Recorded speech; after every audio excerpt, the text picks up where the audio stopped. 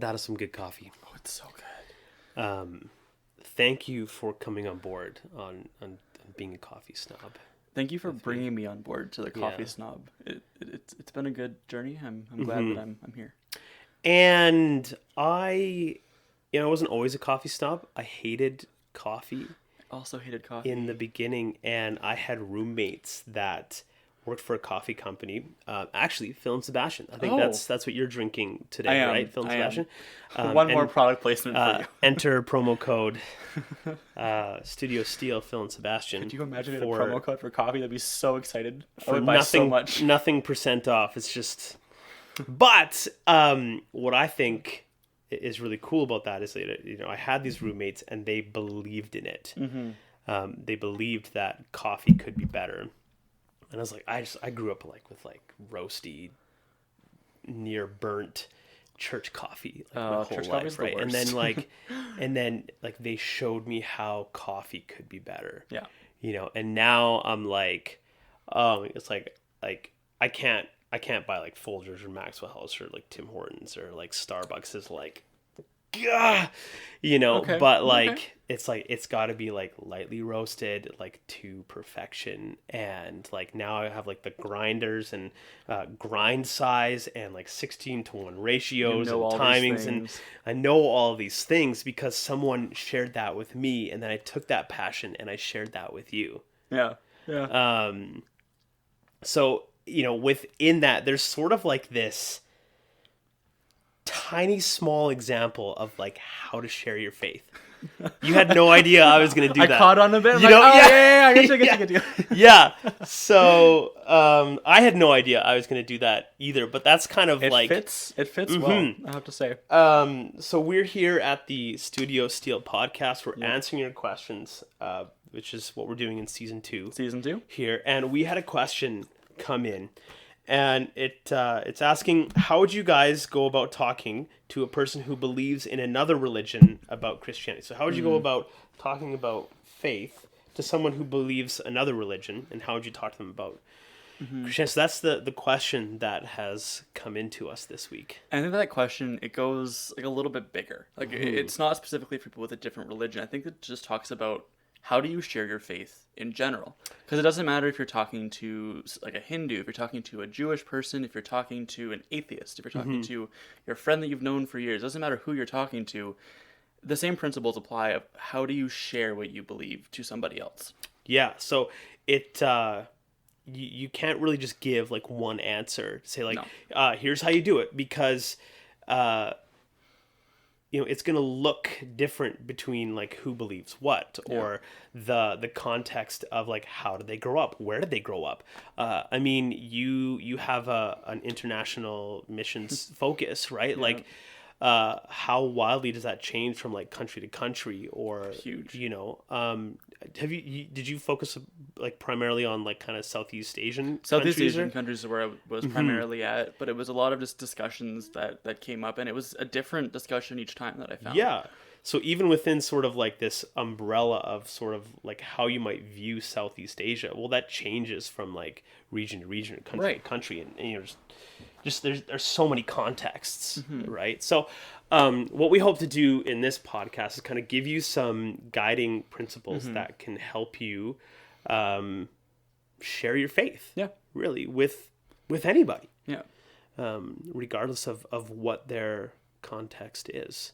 So what's the first one that we got? I think the first thing that when we're thinking about how do you share your faith, the first idea we came up with was just you need to know your faith. You can't share what you don't know. Right. And if you're wondering how to do that, we have another podcast out. Go back, check out season 1. There's 8 or so episodes about knowing your faith, making it your own. Subtle plug. But enter promo code? They're all free. They're all free. But the same principle applies. You can't share with somebody what you yourself don't know. So I think the first step that you need to do when you're sharing your faith with somebody is first taking time to know it itself. Now, with that being said, we're not saying you have to know everything. You don't have to know the Bible inside and out. You don't have to have it memorized before you share your faith. But I think that it's important to know the main part. You need to know what the gospel story is. You need to know the story of the fall and the redemption that came through Jesus. And that is what you need to know before you start. And then what you know after that is great as well, because people have questions too.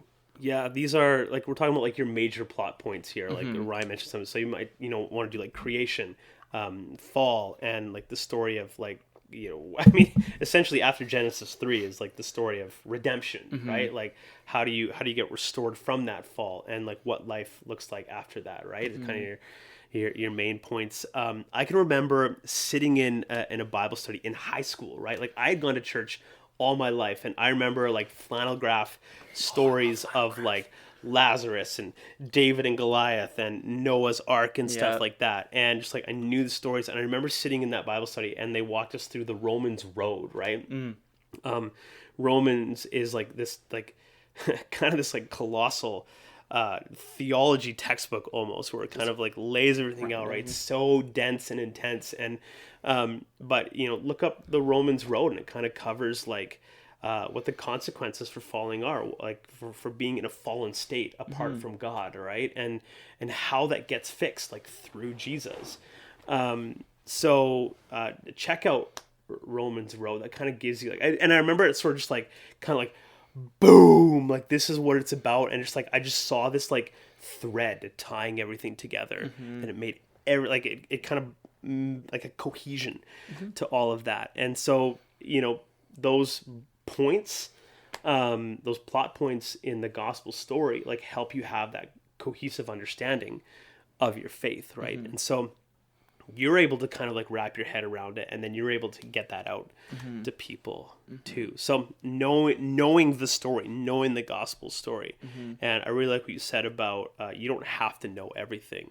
Believe it or not, I haven't read everything in the Bible yet, but I'm looking forward to that being like an ongoing process, and being a lifelong student of the gospel and of God's word, right? So, and like with that being said, everything in the Bible is key. Everything is in there for a reason, and like it's really important to know that as you're growing in your faith. But as far as like what do you need to know in order to share your faith, you don't need to know about the tribes of Judah and the differences behind it, and you don't need to know about who was all of the disciples and their backstories behind it, but you need to know the reasons behind what the Bible is talking about. And when it comes to sharing your faith, I think there's a lot of different tools that can happen with it as well. So there are a lot of like programs out there that help you share your faith that are making this easy. Like when I was a kid, like VBS, Vacation Bible Schools, are big things, and we do them here at Steele Heights. But this is a way for us to kind of like put on some fun programs, but also that allow us to like communicate who Jesus is, right? Kind of those are your kind of like your outreach Bible programs, right?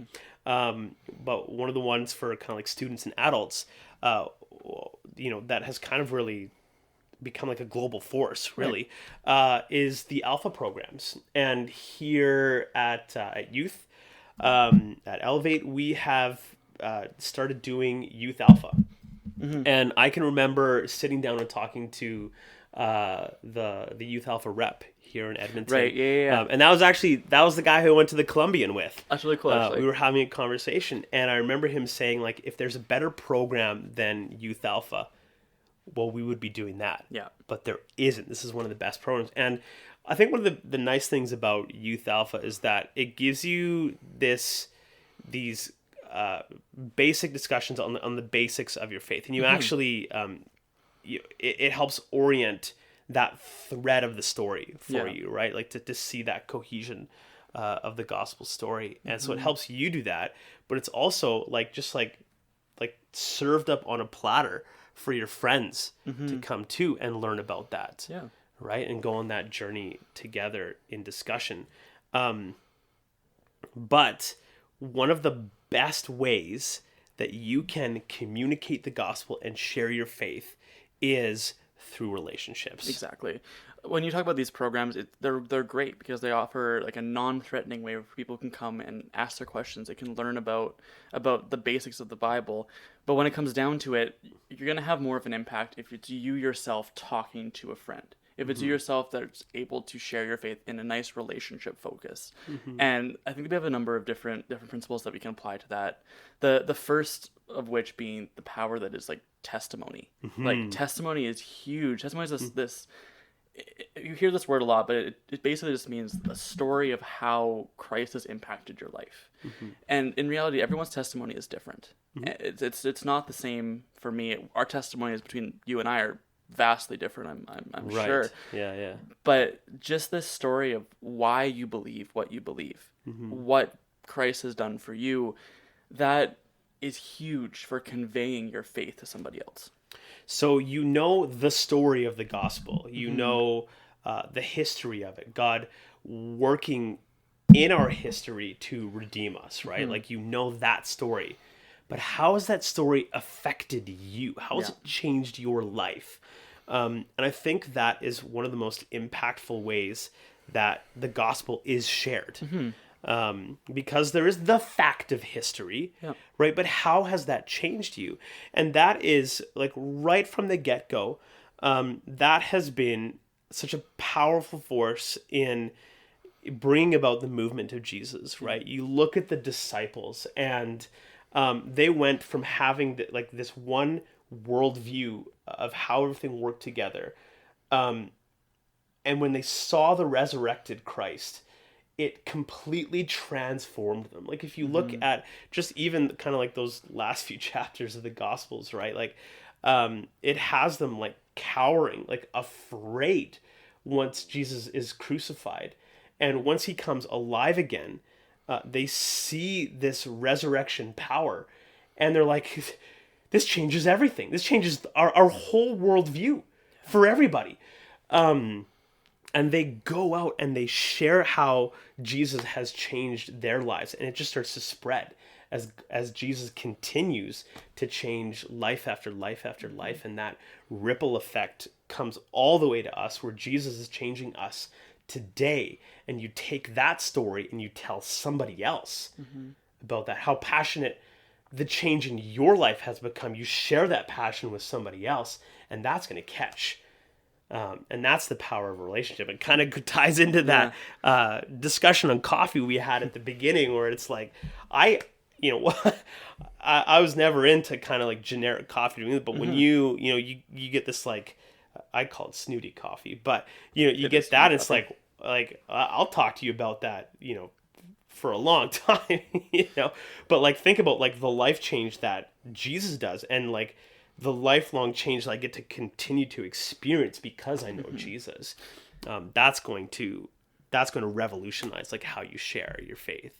And going off of that is what people often want to hear. Like, you can spout facts to them, you can spout historical data, you can talk about like the whole apologetics aspect that you learn.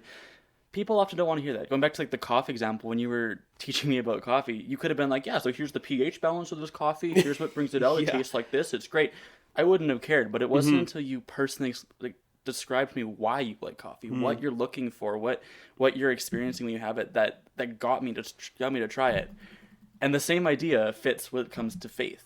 If you're talking to your faith with one of your friends, talking to your faith with somebody else, they want to know why you believe it. They want to know what impact it's had on you and why you have chosen to follow that faith. They don't want to hear the cold facts that people could just memorize, So that might take some introspection, which is just like sitting down and thinking through your life, right? Thinking how that has changed you, right? Like, I grew up going to church like all my life, and that was kind of like all I had ever known. I didn't have this like wild testimony, and if that is you, don't be ashamed of that. You don't need to have some sort of like wild story. It is a blessing to know the life that Christ offers, right? If you've been living in that, like, that is a blessing. But believe me, like, Christ is working on my heart. Christ is working on my pride. Christ is working on my division and like ability to want to be right, and my humility, like, Christ is still working on that in my life, to shape me more like him. So, just because you grew up in a Christian environment, bubble, whatever, right, doesn't mean that Christ doesn't have work to do in your life and in your heart, right? So, I think that is a part of my testimony, is like having been blessed with this home that I grew up in, but still, like, sin is a part of who I am, and Christ is rooting that out. And that is the impact that Christ has on me, right? Like, so take some time to think about like what Christ is doing to you in your life, and you're able to take that and share that with the world, right? When you know what Christ is doing in your heart. And it doesn't have to be like a full 30-minute discussion of when I was 3, I did this, when I was 4, when I was 5. Like, you don't need this whole life story. You need to be able to think about like what God's done for you, and what you're able to say your life has changed because of it. And from that, it's going to be huge in sharing your faith. So when you're taking your story, it's generally not like some sort of, you're not on a lecture tour, right? Like, generally this is going to make its way into the relationships that you have, right? The people that you work with, the co-work or the classmates that you go to school with, the teammates that you're playing with, right? Like, hopefully you're in connection with somebody that doesn't know Christ, right? Like, that's kind of an ideal, I suppose, right? Because that's what we're called to do, is be spreading the gospel, right? So, but it's going to be rooted in these relationships when you're sharing Christ. So, you don't want to. It's not this one-way relationship, right? Where you're just sort of like spewing your story or spewing apologetic facts or reasons to believe in the faith, right? It's a dialogue and a discussion, right? Like, where you're listening to the person that you're trying to share your faith with, right? Like, it's not just that this like, I'm going to tell you, and then when their tongue's like la la la, you don't want to do that, right? Like, you want to listen to their story, because you're going to be connecting the gospel to their story as well. Yeah, and that's gonna look different depending on who you said. We talked about that at the beginning, but if you're talking to somebody, let's say you're talking to a Jewish friend. One of the biggest differences between Jewish faith and Christianity is just the depiction of what Jesus is. They believe Jesus was a real person, but it's a big distinction of, is he a God? The distinction between talking to a Jewish person as opposed to an atheist who doesn't believe that there is a God is going to vastly change how you share your faith to them. Just being able to listen to where they're coming from, listen to what they believe in, listen to why they believe in, is going to help both you and them be able to understand this conversation better. Yeah, I think the gospel of Christ, affects people differently, like, depending on where they need Christ in their life. Like, we need Christ for all of our life, right? But like, say if you're someone who is like addicted to drugs, you're going to connect Christ to their life differently than someone who's like addicted to like work or neglecting their family or something like that, right? To see where Christ can live in their life and make an impact in their life. It's going to change. Yeah, they refer to that as often contextualizing the gospel. It's looking at the gospel story and applying it to the lives of those that you're talking to. You see Jesus do that a lot in the Bible itself. A lot of his parables, analogies relate to farming, to sheep, to just grains. That may not apply to many of our lives today, but to the people he was talking with, he was talking to those shepherds, to the farmers, to the people that are surrounded by this environment, and that's what they understand.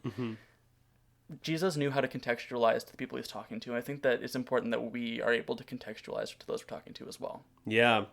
I stumbled across this book. It's called Sharing Jesus Without Freaking Out, right? Goals. Yeah, it's, what is it, like... I don't know, like 150 pages. Like, it's a pretty quick read here. I actually found it on audiobook, and if you wanted to get a hold of me, I could kind of teach you how to get a hold of that on audiobook. Maybe I'll just like pick it up sometime and it'll be available here. But summertime, summer reads. Maybe pick up this book. And one of the things that I love about this book is that it talks about the advantages of having a program, but one of the things that it really tries to elevate is working Christ into your relationships. And kind of one of the points that it makes is sort of we've lost kind of this like like this gospel knowledge, and so kind of going back is we need to kind of be learners ourselves about the impact and the power of the gospel. We need to know our story, and then we can take that to other people, right? So that we're not just like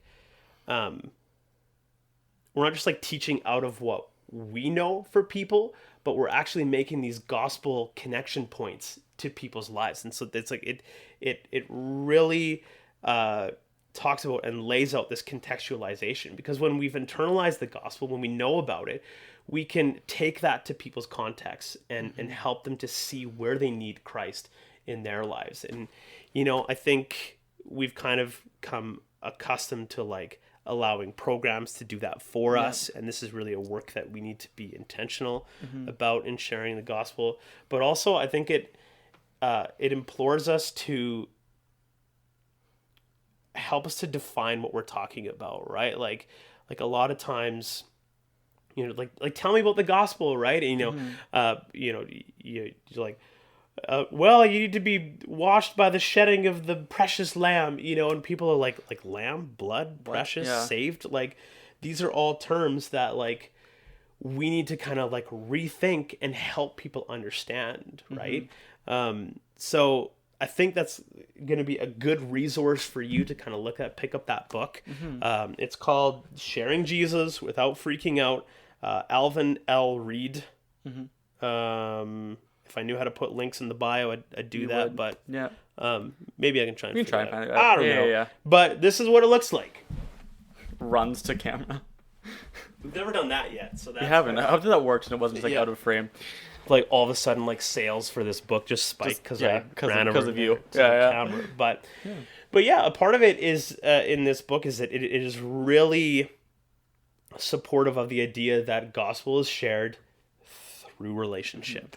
And like you can see that in just day-to-day life. Like you see people that are standing on like the soapboxes on the corner of the street shouting at people. No one wants to hear that. Like I know I walk down the street and I hear that and I kind of like I look away and I try not to make like eye contact because I don't have a relationship for them. You could be shouting your faith, you can be shouting your testimony for all that we're talking about, but if you don't have that relationship, people aren't going to want to hear what you're talking about. So I think that also just drives home that need to build that solid relationship with others. Yeah. So, and this is kind of the scary part, because a lot of what the gospel is exemplified in your life. You live this out, and people will see the impact of the gospel lived out in your life, right? So there's kind of a microscope on that in relationship, but people will see that when you are nice to the cashier, when you don't cheat on your taxes, right? Like when you're not willing to lie on a resume or something like that, when you just kind of like hold yourself up to this standard that God wants us to live in, right? Because it's making a change in your life. And I've mentioned in this podcast, I've mentioned in sermons, God is still working on me, right? So you don't have to be perfect, but you should be striving to live your life out to look more and more like Jesus Christ every day.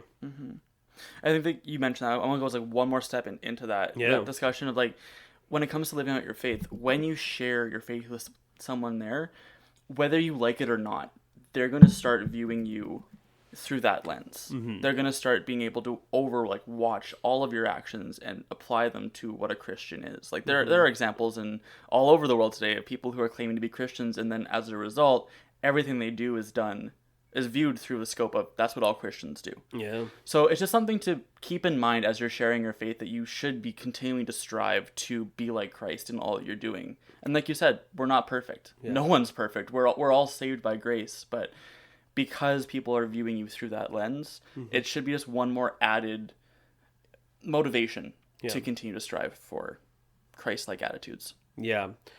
Quick plug for Youth Alpha, and we're talking about the effectiveness of a relationship, and programs are effective too, but the most effective is relationship. And I think that's kind of one of the beautiful things about Alpha is that it is programmatic, but it is largely driven by relationships. Yeah. You know, you have this opportunity to invite your friends, the people that you are connected with, to come in a non-threatening way and learn about who Jesus is and the impact that he can have. So we started doing Youth Alpha this year and got very like quickly halfway through. Yeah, very quickly interrupted. And you know, it was great. Like we were Not having the a great interruption. time. Not the interruption. That was Youth not great. Alpha. It's not, Because Youth Alpha's been amazing. it was something that we hadn't done, and like it was successful. Yeah, You know, very much so. So we are looking forward to doing that again. You know, in the upcoming school year, second semester. Depending on how things go, Fingers crossed. We'll see. We We'll hold see what all opens plans up. loosely right now. Yeah. But you know, start putting that in your heart about you know who you could invite and start building up to that. We got a couple months to go before that happens, but out of the relationships that you're building, here's a great way to bring people to Christ. Yeah. So. Yeah. Yeah. I think just one last thing that I just want to touch on for a principle to apply is just be sensitive to the Spirit's guiding. The Holy Spirit's going to direct you who to talk to. He's going to direct you when to say things, when not to say things. And when you have that inkling inside that like only you're going to be able to know when that inkling is there, act on it. Even if it's just like you go over like, hey, do you want to hear about what I believe in? And even if they say no, that's fine. But I think it's much more worth it to act on that inkling, to act on that guidance when you're sharing your faith. Yeah. Yeah. Cool. Cheers. Cheers. To good coffee. To good coffee. And sharing. And sharing. Sharing. Yeah. Your faith. Your faith. Yeah. And coffee. Yeah. Thanks, guys. We'll see you in 2.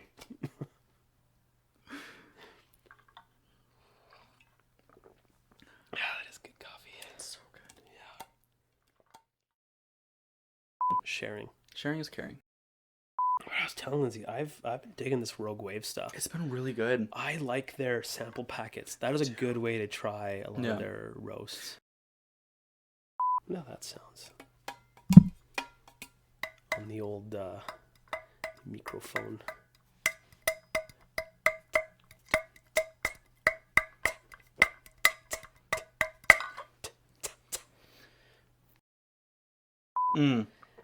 Depending on what you share, it is also scaring.